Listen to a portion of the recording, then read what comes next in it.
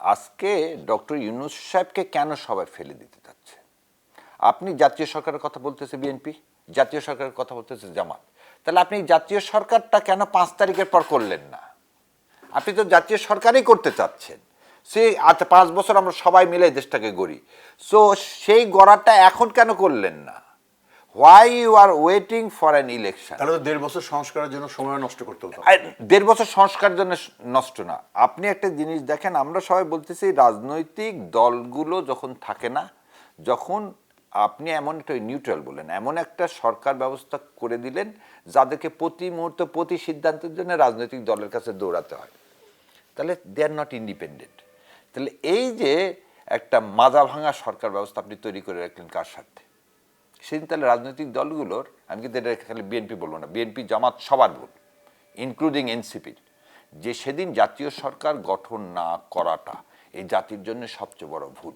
এবং আমার মনে হয় ওই প্রতি বিপ্লব হলে একটা প্রতি বিপ্লব হয়, সেই প্রতি বিপ্লবটাই হচ্ছে জাতীয় সরকার করা ছাড়া এই রাষ্ট্রীয় কাঠামো সংস্কার করা কোনো উপায় নেই।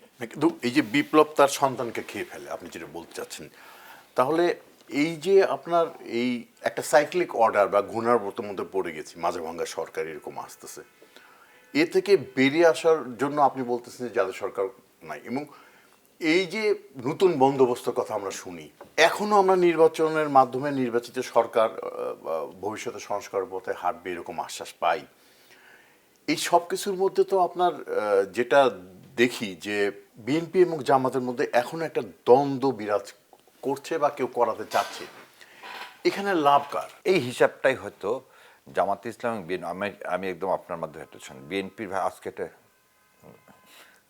আজকে ইলেকশন কমিশনে গেছি। ইলেকশন কমিশন তো সকাল থেকে আছি, দুপুরবেলা নামাজ পড়ে একটু খেতে গেলাম, তো তখন বিএনপির ভাইরা ছিল, তারা দেখে আমাকে মানে তারা একটু আমার উপরে বলবো যে ক্ষুব্ধ। তাই আমি ভাবলাম একবার ঘুরে যেয়ে ওদেরকে বলি, ভাইরে আমার সবসময় চিন্তা হচ্ছে জামাত এবং বিএনপির মধ্যে ফাটল ধরান যাবে না, এবং এই জন্যে আমি আপনাদের বলছি আপনাদের এই ভুলগুলো হচ্ছে, আপনার ইউনিফাইড হন।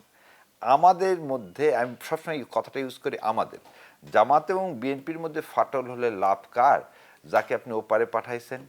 আপনি একটা জিনিস দেখেন, 2001 থেকে 2006 সালে আপনার পলিসিতে সবাই মিলে বলতে একটাই ভুল, কি আপনি জাজ সাহেবের বয়স বাড়িয়ে 67 করছেন।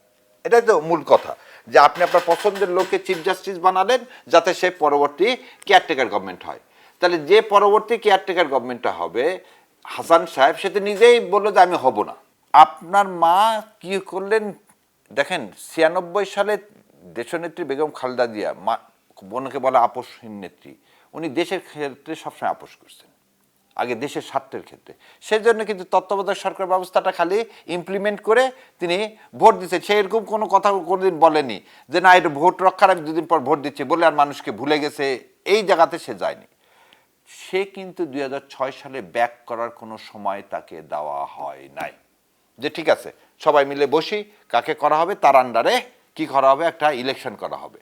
তা না করে দেখেন আপনি, আজকে আমি ওই যে বললে তো আপনাকে অতীত ভুললে হবে না, কারা আপনার জনপ্রিয়তা প্রতিটা মানুষের সামনে এমনভাবে প্রস্ফুটিত করলো, যেটা দুর্নীতিবাজ সরকার।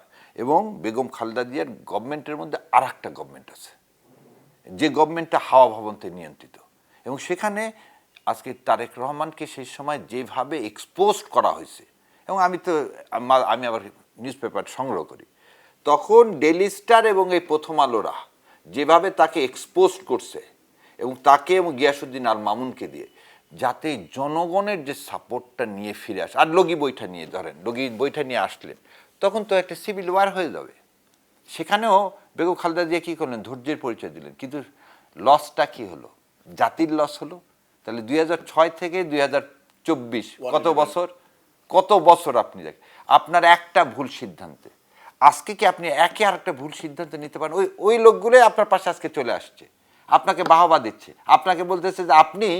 এবং আমি একটা জিনিস সবসময় বলি, যে যখন আমি বুঝি যে ভারত আমাকে বলবে যে হ্যাঁ তুমি সঠিক পথে আছো, তখন বুঝবো আমি ভুল পথে আছি। যখন ইন্ডিয়ার কেউ আমাকে বলে বা এদেশে যারা ইন্ডিয়ার পেইড এজেন্ট তারা যখন বলে যে শাহরিয়ার সাহেবের কথাটা ঠিক, তখন আমি বুঝি যে ভুল। আর সকালবেলা উঠে যখন দেখি যে আমার সমালোচনা হচ্ছে, তখন আমি বুঝি যে না, আমার এখন ইমান আছে, আমি এখনো ঠিক আছে। এই কথাগুলো এই কারণে বললাম, আজকে ইলেকশন করবেন আপনি, ইলেকশন ইঞ্জিনিয়ারিং ছাড়া সামনে ইলেকশন নেই। কেমন? আজকে আপনারা হয়তো জানেন নির্বাচন কমিশনের সামনে ছেলেপেলে মিটিং করছে। 22 তারিখ আগে কোনো সভা সমাবেশ কিছু করা যাবে না। ইলেকশন কমিশনে আজকে কি হলো সারাদিন? আজকে সারাদিন একটা ট্রাইব্যুনাল হলো, সেখানে সব দলের লোকজন আসবে। তো তার সামনে আপনি কি হচ্ছে, ওখানকার লোককে আপনি নিরাপত্তা দিতে পারছেন না। গত 3 দিনের ঘটনা, গত পরশুদিন একজনকে ক্যান্ডিডেটকে মেরে করছে, গতকালকে হাসনাতের সাথে একটা হয়েছে, আজকে এটা। তাহলে আপনি আপনার প্রতিষ্ঠানের সামনে নিরাপত্তা দিতে পারছেন না। আপনি আইনজীবীদের মধ্যে হাতাহাতি হচ্ছে। না, হাতাহাতি হয়নি ওখানে, কথা হাতাহাতি হয়নি, কারণ আমি ওখানে ছিলাম, আমি করছি ওখানে। হ্যাঁ, কথা তর্ক বিতর্ক, এই উত্তপ্ত বাক্য বিনিময় হয়েছে, আমি বলবো অনভিহিত পরিস্থিতি হয়েছে, কিন্তু এটা অতিরিক্ত করার কিছু নেই। কিন্তু কথা হল, আপনি কি এটাকে কন্ট্রোল করতে পারছেন?